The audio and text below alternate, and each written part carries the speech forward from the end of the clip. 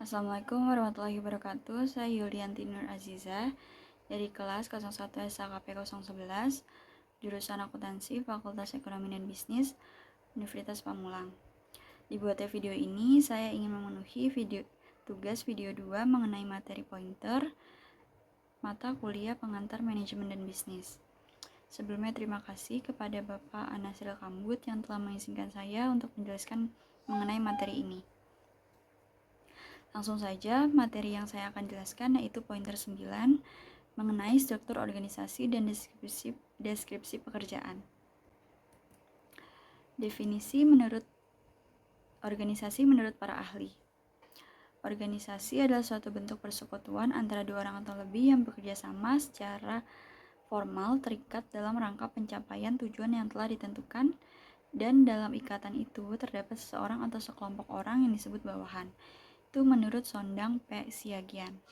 Sedangkan menurut WCS Darminta, organisasi merupakan susunan dan aturan dari berbagai bagian atau orang atau kelompok sehingga menjadi satu kesatuan yang teratur dan tertata. Setelah itu, menurut Max Weber, organisasi ialah suatu kerangka terstruktur yang di dalamnya berisikan wewenang, tanggung jawab, dan pemberian kerja untuk menjalankan masing-masing fungsi tertentu. Selanjutnya, definisi struktur organisasi. Definisi struktur organisasi menurut Robin Coulter adalah kerangka kerja formal organisasi yang dengan kerangka kerja itu, pekerjaan dibagi-bagi, dikelompokkan dan dikoordinasikan. Sedangkan menurut Handoko, struktur organisasi adalah mekanisme-mekanisme formal dengan yang mana organisasi dikelola. Struktur organisasi menurut Hasibuan yaitu menggambarkan tipe organisasi, pendepartemenan, organisasi, kedudukan, dan jenis wewenang pejabat. Selanjutnya, tujuan organisasi. Tujuan organisasi yaitu yang pertama, mengatasi terbatasnya kemampuan, kemandirian, sumber daya untuk mencapai tujuan. Yang kedua, sebagai wadah mencapai tujuan dengan efisien karena dilakukan bersama-sama. Yang ketiga, sebagai tempat mendapatkan jabatan dan pekerjaan. Yang keempat, sebagai tempat mencari keuntungan bersama-sama. Yang kelima, sebagai tempat mengelola suatu secara bersama-sama. Yang keenam, sebagai tempat untuk mendapatkan penghargaan. Yang ketujuh, sebagai tempat dalam mendapatkan kekuasaan dan pengawasan. Yang kedelapan, sebagai tempat penambah pergaulan dan memanfaatkan waktu luang. Selanjutnya, manfaat organisasi.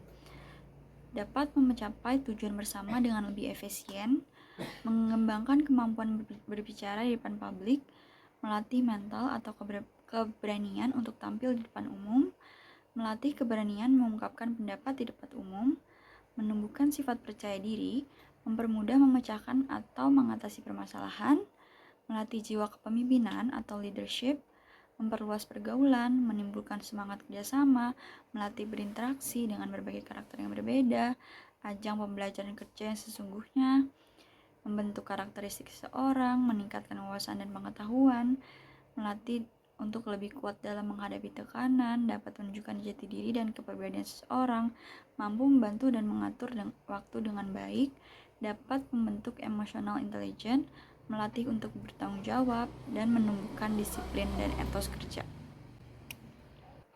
Selanjutnya, fungsi organisasi itu ada 3. Yang pertama, untuk memberikan arahan dan pemusatan kegiatan organisasi mengenai apa yang seharusnya dilakukan dan tidak dilakukan oleh sebuah organisasi. Yang kedua, untuk meningkatkan kemampuan suatu organisasi dalam mendapatkan sebuah sumber daya dan dukungan dari suatu lingkungan masyarakat. Yang ketiga, bisa memberikan sebuah pengetahuan yang baru kepada anggotanya. Selanjutnya, unsur-unsur organisasi. Ada 7, yaitu man atau personil. Ialah unsur utama dalam pembentukan organisasi yang disebut dengan personil atau anggota, yang menurut fungsi dan tingkatannya terdiri atas unsur pimpinan atau sebagai pimpinan tertinggi organisasi, para manajer unit tertentu suatu kerja sesuai fungsinya, dan para pekerja. Setiap personil merupakan kekuatan dan kekayaan organisasi. Yang kedua, kerjasama. Ialah unsur organisasi yang dimana setiap anggota organisasi melakukan suatu perbuatan secara bersama-sama untuk mencapai tujuan bersama. Yang ketiga, tujuan bersama ialah sasaran yang ingin dicapai atau diharapkan baik dari prosedur, program, pola, atau titik akhir dari suatu pekerjaan organisasi tertentu. Yang keempat, ada peralatan atau equipment. Ialah sarana dan prasarana berupa perlengkapan dan peralatan dari organisasi tersebut, baik itu berupa bangunan atau gedung kantoran, materi, uang, dan kelengkapan lainnya. Yang kelima itu lingkungan atau environment. Ialah unsur organisasi yang juga mempunyai pengaruh. Faktor tersebut ialah lingkungan ekonomi, sosial budaya, strategi, kebijaksanaan, anggaran, dan suatu peraturan yang telah ditetapkan. Yang keenam itu kekayaan alam. Yang termasuk dalam kekayaan alam yaitu air, cuaca, keadaan iklim, flora, dan fauna. Yang terakhir itu ada kerangka atau konstruksi mental organisasi. Ialah sebuah landasan dari organisasi yang berada pada visi organisasi tersebut dibuat. Selanjutnya, tipe organisasi. Tipe organisasi itu ada dua, yaitu tipe informal dan tipe formal. Yang pertama, tipe informal itu ialah kumpulan dari 2 orang atau lebih yang terlibat pada suatu aktivitas serta tujuan bersama yang tidak disadari. Munculnya biasanya dikarenakan adanya sekelompok yang memiliki kebutuhan yang sama. Contohnya arisan ibu-ibu, belajar bersama, makan malam bersama, dan lain-lain. Yang kedua, tipe formal. Tipe formal ini ialah kumpulan dari 2 orang atau lebih mengikat diri dengan tujuan bersama secara sadar, serta dengan hubungan kerja yang rasional. Contohnya perseroan terbatas, sekolah, negara, dan lain sebagainya. Dan biasanya organisasi formal ini memiliki struktur yang tertata dengan baik. Selanjutnya, lingkungan organisasi. Lingkungan organisasi yaitu lembaga-lembaga atau kekuatan-kekuatan yang berada di luar organisasi secara potensial mempengaruhi kinerja organisasi. Itu pengertian menurut Stephen P. Robbins. Lingkungan organisasi ini dibedakan menjadi 2, yaitu lingkungan internal dan lingkungan eksternal. Lingkungan internal yaitu kekuatan-kekuatan yang ada dalam organisasi itu sendiri dan memiliki sifat yang dapat dikontrol oleh manajemen. Lingkungan internal meliputi karyawan, dewan komisaris, dewan direksi, dan pemegang saham. Yang kedua itu lingkungan eksternal. Lingkungan eksternal adalah institusi atau kekuatan luar yang potensial mempengaruhi kinerja organisasi.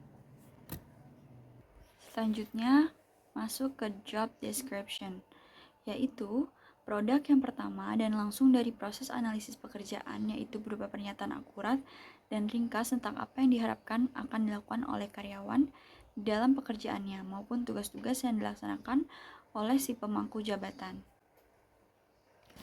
Selanjutnya, adapun tujuan dan manfaat job description itu. Tujuannya yaitu konsistensi pekerjaan menjamin kehidupan bisnis yang teratur. Keberhasilan atau kegagalan sebuah organisasi tergantung pada prinsip adanya jabatan yang benar yang dilakukan oleh orang yang benar dengan cara yang benar. Seperti waktu itu kita diserap oleh bekerja, oleh karena itu kita harus ada penyusunan job description yang baku dan benar.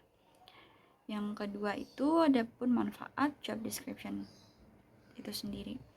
Membantu atasan dan bawahan mengerti mengapa suatu jabatan diadakan dan apa tujuannya, sebagai alat manajemen untuk mengintegrasikan fungsi-fungsi, yaitu fungsi performance management, staffing, dan selection, organization design, reward system, career development, dan training.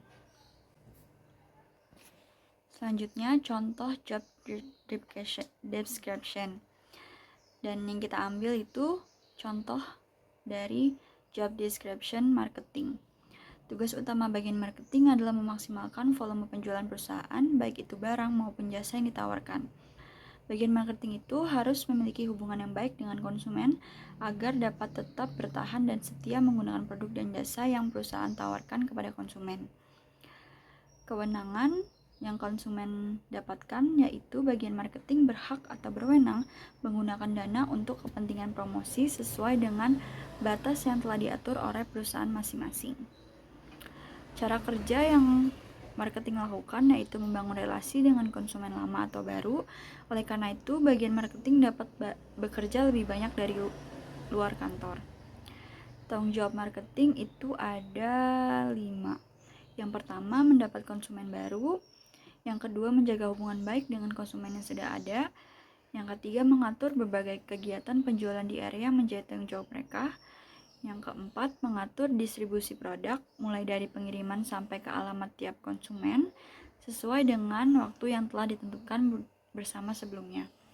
Yang terakhir, menjaga pengalaman dan perjalanan pembelian konsumen untuk terus menjaga terjadinya melakukan pembelian ulang. Sekian yang dapat saya sampaikan mengenai materi pointer 9 ini. Kurang lebihnya mohon maaf. Wassalamualaikum warahmatullahi wabarakatuh.